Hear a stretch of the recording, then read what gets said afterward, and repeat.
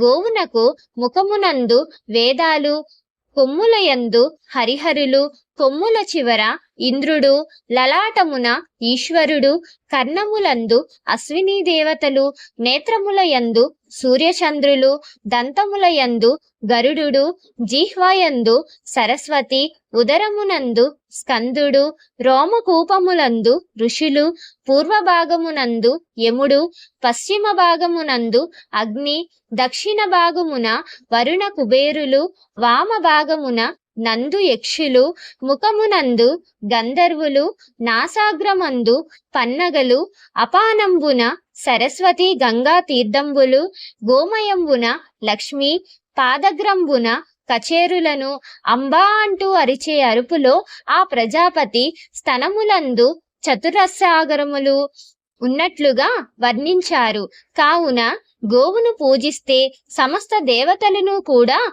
మనం పూజించినట్లేనని, సమస్త తీర్థములలో పుణ్యస్నానం చేసిన పుణ్యఫలం లభిస్తుందని పురాణాలు చెబుతున్నాయి. ఈ వీడియో కనుక నచ్చితే లైక్ చేసి, షేర్ చేసి, సబ్స్క్రైబ్ చేయండి.